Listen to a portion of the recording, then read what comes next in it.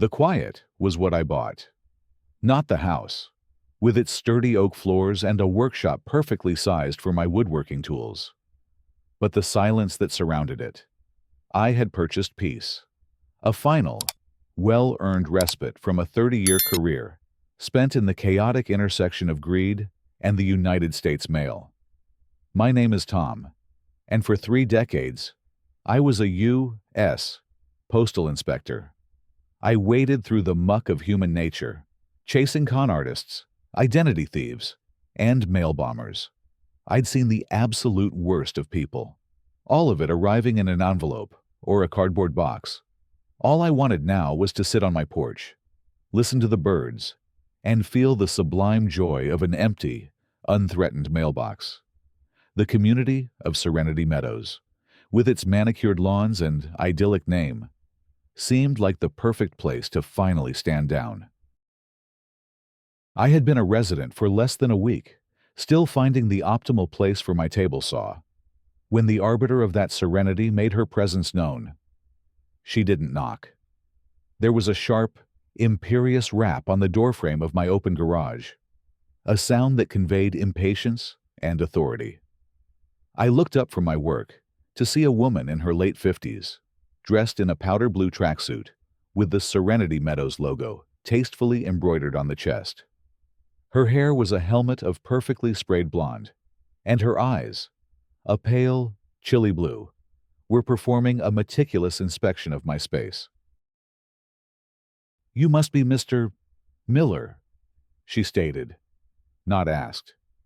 Her voice was crisp, with the cutting edge of someone long accustomed to being obeyed. "I am, and you are," I replied, wiping sawdust from my hands onto my jeans. "I am Margaret Sterling," she announced, as if presenting a royal title. "I am the president of the Serenity Meadows Homeowners Association.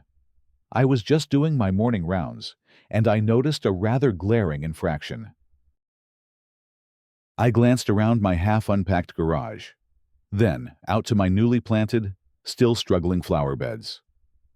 "I'm still getting things in order. If something's out of place..." She pointed a perfectly manicured finger, tipped with a French manicure, toward the beds flanking my driveway. "The mulch," she said, her voice dropping with dramatic gravity. "It's pine bark." I blinked. "Yes, it's good for the azaleas."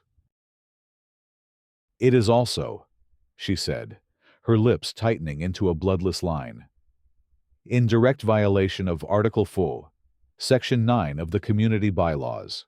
All landscaping mulch is to be triple shredded hardwood. Color code, mocha brown. Pine bark nuggets are expressly forbidden. They create a rustic aesthetic that is not in keeping with the community's standards."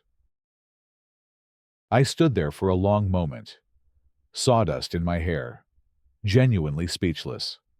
I had spent my career dealing with federal statutes, the labyrinthine code of laws that kept the country's mail system from collapsing into chaos.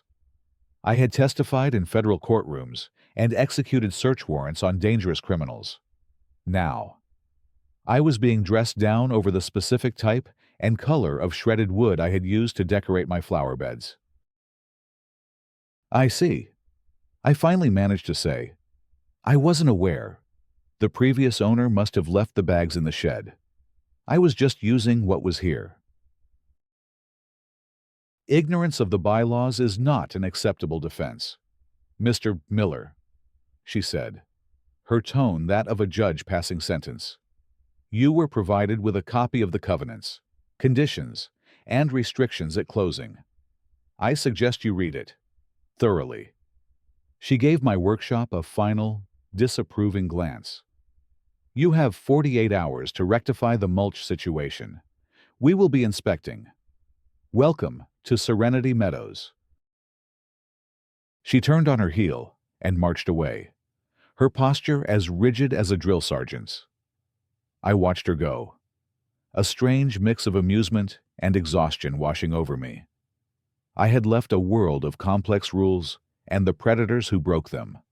only to find a miniature, powder blue tyrant reigning over a kingdom of petty regulations. For the sake of peace, I told myself, I would change the mulch. It was a small price to pay for the quiet life I had craved for so long. I had no idea that for Margaret Sterling, the mulch was just an opening salvo in a war for control she had every intention of winning. My compliance with the mulch directive was, I thought, a model of neighborly goodwill. That very afternoon, I drove to the garden center, purchased 6 bags of the HOA-approved mocha brown, triple-shredded hardwood, and spent 2 hours in the sun, scooping out the offending pine bark and replacing it. The end result was, to my eye, negligibly different, but it was compliant. I had done my part. I had bent the knee to the queen of mulch. My reward for this prompt obedience arrived 3 days later in my new mailbox. It was a crisp, cream-colored envelope bearing the Serenity Meadows logo. Inside was not a letter of thanks for my cooperation, but a formal notice of fine. The fine was for $50. The violation: failure to rectify a cited infraction within the proscribed 48-hour window. I stared at the letter in disbelief. I had rectified the issue within 6 hours of her visit. The letter was dated the day after the deadline had passed. It was a lie, a piece of manufactured bureaucracy designed not to enforce a rule, but to establish dominance. My initial reaction was a flash of hot anger. My professional life had been dedicated to facts, evidence, and the truth. This casual, confident fabrication was an affront to everything I believed in. My training, however, quickly cooled the anger into a more familiar state of detached analysis. I didn't see a petty tyrant. I saw a subject establishing a pattern. This was a textbook tactic of a low-level con artist: create a bogus debt, then apply pressure through official-looking documents. I thought of a case from years ago, the Franklin payout scam, where a man had terrorized seniors with official-looking late payment notices for magazine subscriptions they'd never ordered. The methodology was the same: use the veneer of authority to intimidate and extract. Instead of marching over to her house to argue, I did what I had done for 30 years. I started a file. I took out a simple manila folder, wrote Margaret Sterling Ho on the tab, and placed the fine notice inside. I then went to my computer and created a new, encrypted document, a simple log. I noted the date and time of her initial visit, the nature of the violation, the date and time I rectified it. I had the receipt from the garden center to prove it, and the date of the fraudulent fine. It was second nature, the ingrained habit of a lifetime spent building cases. For the sake of peace, I paid the fine. I sent a check with a polite, brief note stating that the issue had been rectified on the day of her visit, but I was paying to resolve the matter amicably. I was giving her an out, a chance to back down. She took it as an invitation to escalate. The fines became a regular feature of my life, each one more absurd than the last. I received a $25 fine because my garden hose, which I kept on a neat reel by the side of the house, was coiled in a counterclockwise direction, which is visually disruptive. Another $25 because my morning newspaper, delivered at 6:30 a.m., was still on my driveway at 8:15 a.m., violating the 80 a.m. ground clutter ordinance. I was fined $50 for a chemical stain on my garage door, which turned out to be a smudge of grease the size of a dime that I wiped away with a single paper towel. With each new notice, my anger was supplanted by a growing sense of professional purpose. This was no longer just a nosy HOA president. It was a campaign of systematic harassment. Each fine was a data point. I photographed every alleged violation before and after rectification. I logged every notice, every check I wrote, every polite, carefully worded email I sent. My file grew thicker. I was no longer an angry homeowner. I was an investigator, and Margaret Sterling was my subject. She thought she was slowly bleeding me with 1,000 paper cuts. She had no idea that I was carefully collecting each piece of paper, recognizing them not as fines, but as exhibits for a future prosecution. The shift from bureaucratic harassment to something far more sinister and illegal began subtly. It started with a missing magazine, a woodworking journal I subscribed to. I figured it had been a delivery error, perhaps placed in a neighbor's box by mistake. Then, a catalog from a tool supplier I was expecting never arrived. A week later, my sister called to ask if I'd received the birthday card she'd sent. It contained a sizable gift card to my favorite lumberyard. It never showed up. She confirmed the address and the date she'd sent it. A small, cold knot formed in my stomach. 3 missing pieces of mail in as many weeks was statistically unlikely to be a coincidence. The final confirmation came when a package containing a rare block of bird's eye maple was marked as delivered by the carrier's tracking system, but was nowhere to be found. I checked with my neighbors. No one had seen it. I walked the carrier's route. It was gone. For a normal person, this would be a frustrating mystery. For me, it was a declaration of war.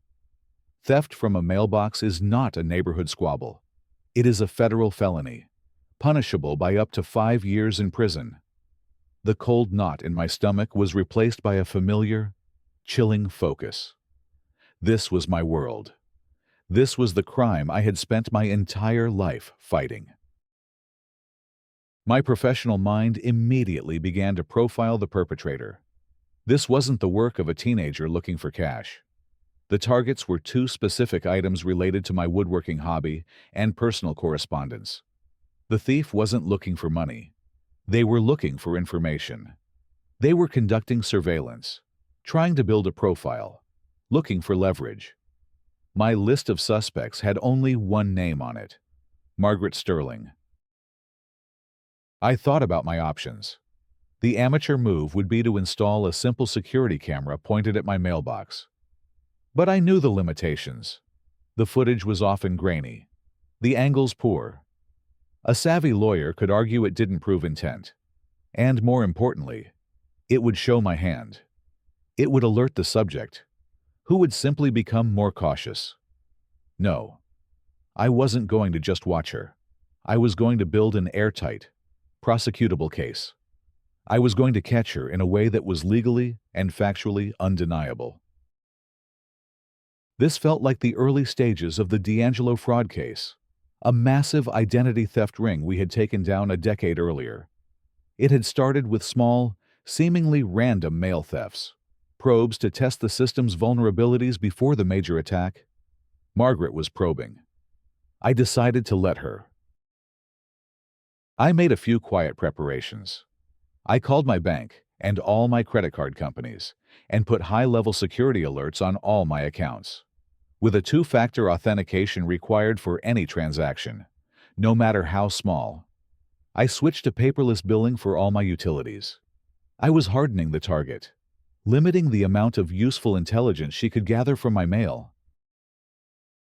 Then, I began my own surveillance. I didn't use cameras.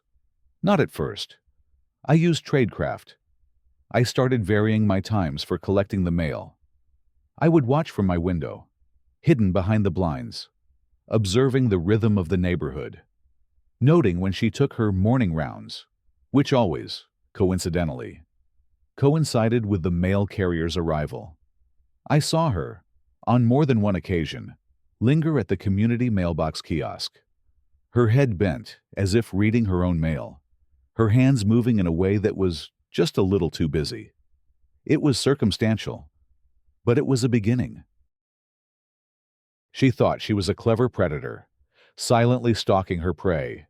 She had no idea that her prey was a seasoned hunter, a man who knew every trick, every legal trap, every procedural nuance of the very crime she was committing.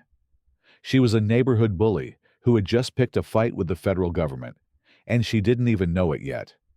My file was no longer just about HOA harassment. I created a new, much more serious section. Title 18 USC, WARB 1708, Theft of Mail.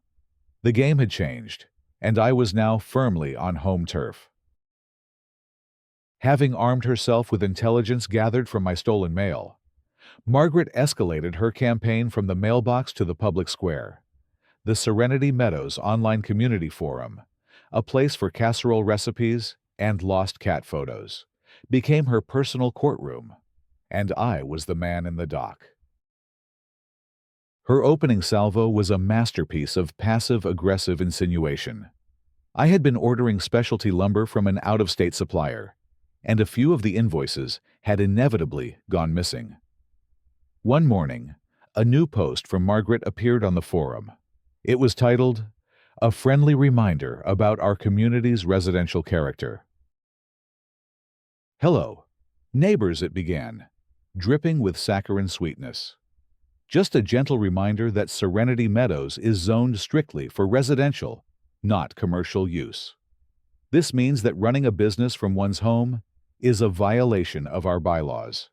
This includes any activities that involve frequent, large deliveries of raw materials or the regular shipping of finished products.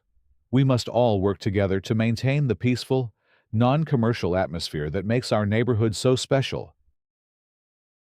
She hadn't mentioned my name, but she didn't need to. The post was a heat-seeking missile aimed directly at my garage workshop. She was using information obtained through a federal crime mail theft to publicly and falsely accuse me of violating a petty bylaw. It was a brilliant, vicious move. The comments from her loyalists rolled in immediately. "So true.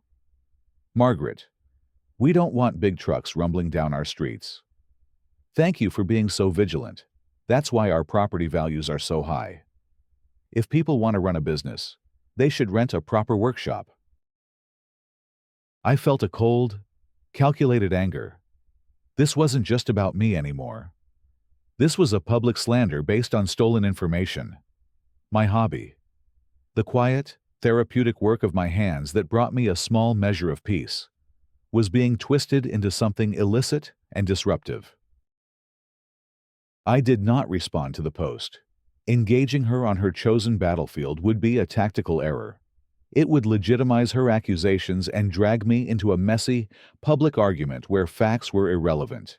Instead, I did what I always did. I documented. I took a full-page, time-stamped screenshot of her post and every single comment. I saved the image file to my evidence folder, cross-referencing it in my log with the dates of my missing lumber invoices. The chain of evidence was becoming clearer and stronger. She stole the mail, learned of my hobby, and then used that information to libel me. Her campaign continued. She began to frame me as a problem resident, an outsider who refused to conform. She posted about unneighborly behavior, citing an instance where I had supposedly refused to participate in a community event. The event in question was a Saturday morning weeding party for the front entrance. I had missed it because I had a long-scheduled hospital appointment, a fact she would have known if she had read the letter from my doctor's office that had mysteriously never arrived. The social isolation was a predictable consequence. The few friendly waves I used to receive from neighbors stopped. People would see me walking to the mailbox kiosk and suddenly find something fascinating on their phones. I was being shunned, painted as the neighborhood miscreant, all based on the lies and manipulations of one woman. The pressure was clearly designed to make me break, to either lash out in anger or pack up and leave. But it was having the opposite effect. It was hardening my resolve. Each slanderous post, each cold shoulder from a neighbor, was another entry in the pattern of harassment section of my growing case file. Margaret thought she was isolating me. In reality, she was just providing me with more evidence. She was so focused on her small-town social games that she failed to understand the much larger, more serious legal game she was playing. She was the star witness in a federal prosecution, and I was patiently, meticulously, taking her deposition, one stolen letter and one libelous post at a time. Once Margaret had successfully poisoned the well of public opinion, she moved to the next phase of her assault, weaponizing the authorities. She had used stolen information to slander me. Now she would use it to try and bury me under the weight of official investigations. It was a classic escalation, an attempt to use the legitimate power of the state to validate her illegitimate campaign of harassment. The first visit was from a city code enforcement officer. A young, nervous-looking man stood on my doorstep one afternoon, holding a clipboard. "Mr. Tom Miller," he asked, "we've received an anonymous complaint about an unpermitted commercial workshop being operated at this residence." "Ah," I said, my voice calm. I knew exactly where this had come from. "It's a personal hobby shop, but please, come in. I have nothing to hide." I led him to my garage. He looked around at my table saw, my lathe, my collection of hand planes. It was a well-equipped shop, but it was clearly the space of a passionate amateur, not a commercial enterprise. There were no shipping boxes, no piles of finished inventory, no business license on the wall. "Do you sell the things you make?" he asked, making a note on his clipboard. "Occasionally. I'll give a piece to a friend, or donate one to a charity auction," I said truthfully. "But I don't run a business. This is just for me. It keeps my hands busy." I then showed him my retirement papers from the federal government and my pension statements, proving I had no need for business income. He sighed, a look of weary resignation on his face. "Okay, I see. It looks like the complaint is unfounded. We've been getting a lot of these anonymous calls about this neighborhood. It's wasting a lot of my department's time." He apologized for the intrusion and left. I made a note of his name, the date, and the outcome in my log. The next attack was more insidious. 2 weeks later, 2 agents from the IRS showed up at my door. They were polite, professional, but firm. "Mr. Miller," the senior agent said, "we've received a tip alleging significant undeclared income from a home-based furniture business." This was a serious escalation. A city code complaint is a nuisance. A federal tax investigation is a nightmare. Margaret had clearly gotten her hands on a piece of my financial mail. Perhaps a bank statement showing a deposit from my sister's gift, or a dividend payment, and twisted it into a tale of tax evasion. I invited them in and spent the next 2 hours patiently walking them through my finances. I provided them with my complete tax returns for the past 10 years, my pension statements, my Social Security records, and my brokerage accounts. I showed them my bank statements, explaining every significant deposit and withdrawal. As a former federal officer, I knew the importance of meticulous records, and my own were immaculate. By the end of the meeting, the agents were clearly satisfied that the tip had been malicious nonsense. "Your records are impeccable, Mr. Miller," the senior agent said as they prepared to leave. "It's clear this was a baseless accusation. I'm sorry for the time and stress this has caused you." "I understand," I said. "You have to follow up on every lead. I spent 30 years doing the same." After they left, I sat in my quiet house, the silence feeling heavy. This had crossed a line. She had not just harassed me. She had sicked my own government on me with lies. The patient, methodical investigator in me knew that this was the moment to move from passive evidence collection to active preparation for the final gambit. I picked up the phone and called Frank, my former partner, now the assistant inspector in charge back at the main office. "Frank," I said, my voice low and steady. "It's Tom. I'm working on a little side project up here in Paradise. Tommy boy. Frank's voice boomed over the line. I was wondering when you'd get bored of whittling. What do you need? I need to requisition some official bait, I said, the old jargon feeling comfortable on my tongue. Something that looks and feels like the real deal. Treasury markings.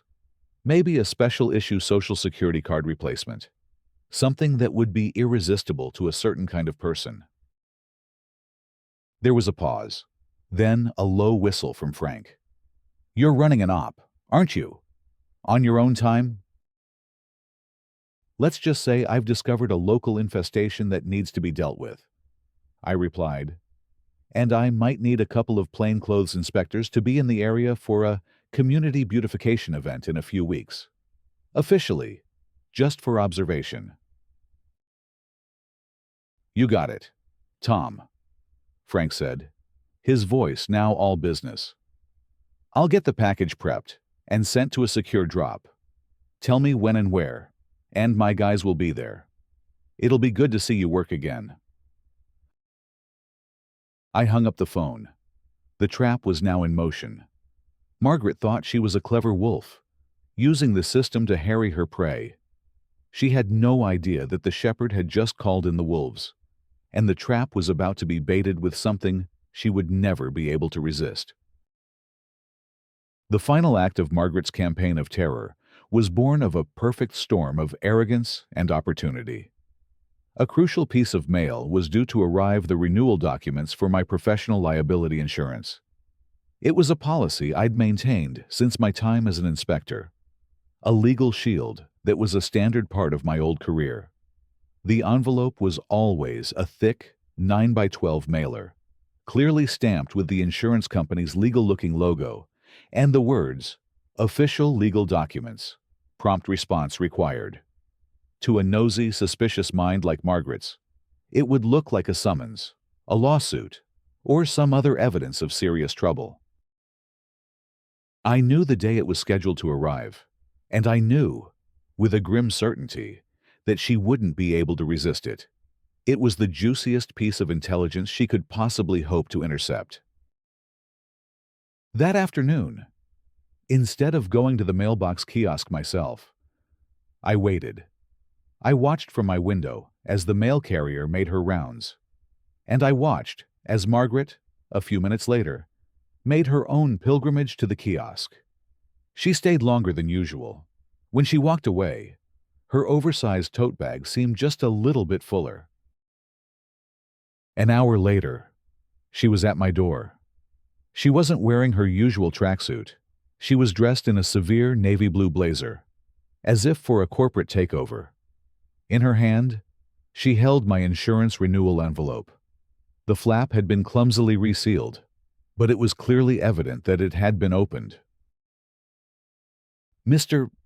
Miller," she said, her voice dripping with a cold, false sympathy. "I found this. Misplaced. It was on the ground by the mailboxes. I was concerned it was important." "It is," I said, my voice flat. My heart was beating a steady, calm rhythm. The hidden button camera on my shirt was recording in high definition. "It certainly looks it," she said, tapping the envelope with a manicured finger.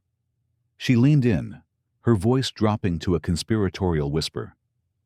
"I couldn't help but notice it seems to be from some kind of legal firm. You know, Mr. Miller. Serenity Meadows is a very peaceful community. We have a certain image to uphold. We can't have residents who are involved in legal entanglements. It reflects poorly on all of us." I remained silent, letting her walk deeper into the trap. "I have to be honest," she continued, her eyes glittering with triumph. "As president of the HOA, it is my duty to protect this community. And a resident who is facing legal trouble, a resident who is clearly hiding something, could be a liability." Then came the threat, the culmination of her entire campaign. "This document," she said, holding it up like a trophy. Seems very important. I imagine you wouldn't want its contents to become public knowledge. A copy sent to every member of the board. Perhaps. Or maybe it just gets lost again before you can respond to whatever deadline is inside. She let the words hang in the air.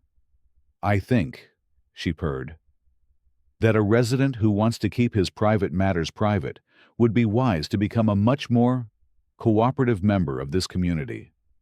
No more arguments about the bylaws. No more disruptive hobbies. Just quiet compliance. Do you understand what I'm saying? It was the most beautiful confession I had ever heard. In the space of 30 seconds, she had admitted to mail theft, obstruction of correspondence, and now, extortion. All of it captured in crystal clear audio and video. I looked at her, at the smug, confident smile on her face, and I felt nothing but a profound, professional satisfaction. She thought she had me cornered, that she was holding the key to my surrender. She had no idea that she had just handed me the key to her prison cell. Margaret, I said, my voice so calm it seemed to unnerve her. Thank you. You have been extraordinarily helpful. A flicker of confusion crossed her face. Before she could process my words, I gently took the envelope from her hand. I'll take it from here. I closed the door, leaving her standing on my porch, momentarily bewildered by my lack of fear. I walked to my desk and uploaded the video file to the secure server, labeling it Confession, Extortion, Sterling M. The case was now complete. All that was left was to spring the trap. The stage for the final act was set, with a glorious, almost poetic irony, by Margaret herself. She announced a Community Mailbox Beautification Day for the following Saturday. The event was mandatory for all residents, a transparently thin excuse for her to exert her authority and force everyone to spend their weekend planting petunias around the mailbox kiosk. For her, it was a display of her total command over the neighborhood.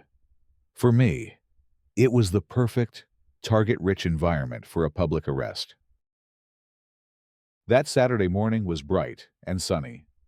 The residents of Serenity Meadows dutifully gathered by the mailboxes, armed with trowels and bags of mulch, the HOA-approved kind.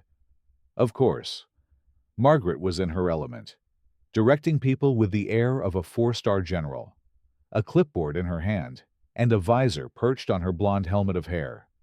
I saw two men I didn't recognize, dressed in simple work clothes, quietly weeding a flower bed near the back of the kiosk. They were Frank's guys, two of the best plainclothes inspectors from the regional office. I had coordinated with the local postmaster to hold all my mail for the past 2 days. My mailbox was empty. The bait was in my pocket. At precisely 10:30 a.m., the time I knew Margaret was at her most observant, I walked over to the kiosk. I greeted a few neighbors with a polite nod, ignoring the cold shoulders. I made a show of fumbling with my mailbox key, acting slightly nervous. I saw Margaret pause her directing and watch me out of the corner of her eye. I opened my box, looked inside, and feigned disappointment. As I closed the door, I accidentally dropped a small white envelope from my jacket pocket. It landed on the ground, just a few feet from where Margaret was standing. It was a crisp, official-looking envelope, bearing the seal of the United States Treasury. Inside was a dummy government check and a tiny, military-grade GPS tracker, accurate to within 6 inches.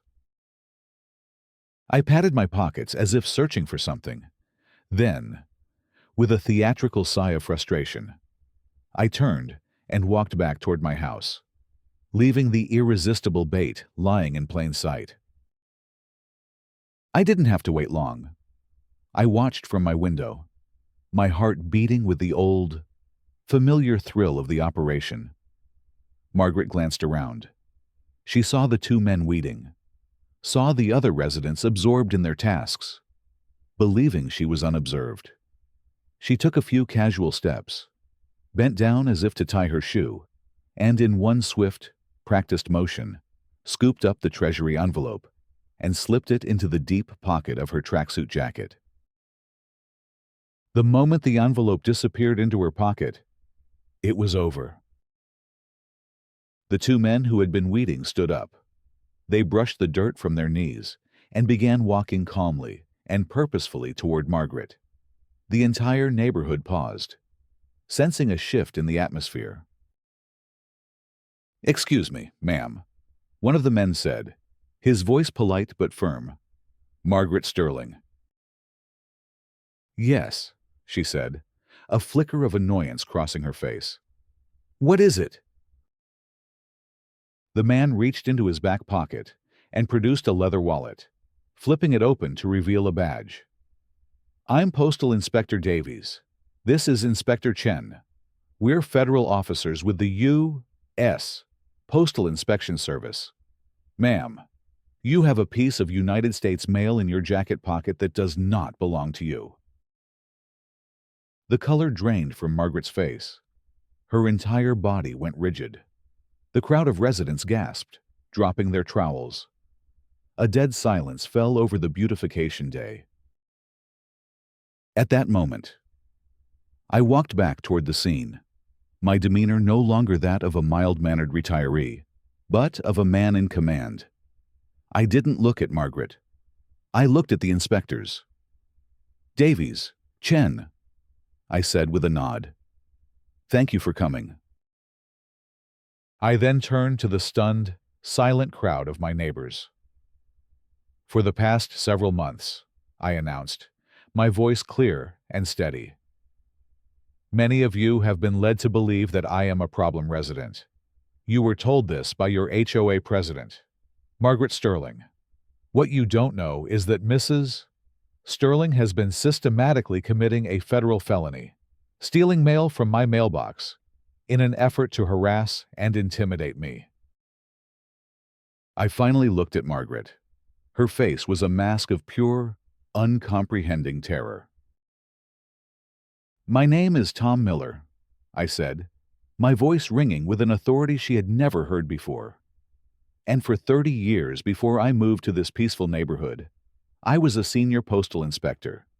My entire career was dedicated to designing and executing sting operations, just like this one, to catch and prosecute mail thieves." I pointed to her jacket pocket.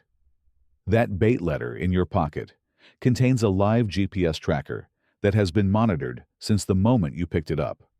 It is also dusted with a non-toxic, luminol-based powder that is now all over your hands. We have weeks of high-definition surveillance footage documenting you stealing my mail. We have a video and audio recording of you attempting to extort me using a stolen legal document. And now, we have 2 active-duty federal officers who have just witnessed you commit a federal crime in person." I took a step closer, my voice dropping but losing none of its intensity. "You came after me over the color of my mulch. You didn't know who I was, or what I did. You just saw someone you thought you could bully." I looked around at the shocked faces of my neighbors. "You wanted to protect your serenity, but you brought a federal investigation to our doorsteps. It's over. Margaret." Inspector Davies stepped forward and gently but firmly took her arm. "Margaret Sterling," he said, his voice formal and final. "You are under arrest for theft of United States mail." The aftermath was as swift as it was decisive. Margaret Sterling, the self-proclaimed Queen of Serenity Meadows, was led away in handcuffs by federal officers in full view of the entire community she had ruled with an iron fist. The spectacle of her public humiliation was absolute. Her reign, built on a foundation of petty rules and illegal intimidation, had been publicly and comprehensively dismantled. The legal consequences were severe. Faced with the mountain of irrefutable evidence, I had compiled the surveillance footage, The audio of her extortion attempt, the testimony of two fellow inspectors, and the physical evidence from the bait letter, she had no defense. The U.S. Attorney's Office charged her with multiple counts of theft of mail and obstruction of correspondence, staring down the barrel of significant prison time in a federal facility. She accepted a plea bargain. She was sentenced to 6 months in a minimum security federal prison, followed by 3 years of supervised probation. She was also ordered to pay a substantial fine and restitution for the items she had stolen. Of course, she was immediately and unceremoniously stripped of her HOA presidency. The board, terrified of a massive lawsuit from me and other residents, voted unanimously to ban her from ever holding any position in the community again. Her name was scrubbed from the community website and the plaque at the front entrance, as if she had never existed. The social fallout was just as brutal. She became a pariah. Her husband, deeply shamed by the public nature of her crimes, quietly sold their house at a significant loss. They moved away before she even began her prison sentence, vanishing from the community in disgrace. In the wake of her departure, a sense of collective relief washed over Serenity Meadows. The oppressive atmosphere of constant surveillance and judgment lifted. A special election was held, and a new, reasonable HOA board was elected, one that was more interested in community than in control. They immediately held a public meeting where they formally apologized to me and rolled back the most absurd and draconian of Margaret's rules. The counterclockwise hose coil regulation was officially, and with much laughter, struck from the books. I finally found the peace I had come for. My neighbors, now knowing my story, treated me with a mixture of respect and awe. The cold shoulders were replaced by friendly waves and invitations to neighborhood barbecues. My mailbox, once a source of anxiety, became what it was always meant to be: a simple, boring box for letters and catalogs. I had spent a lifetime fighting criminals in the shadows. In the end, I had to run one last operation to secure my own quiet corner of the world.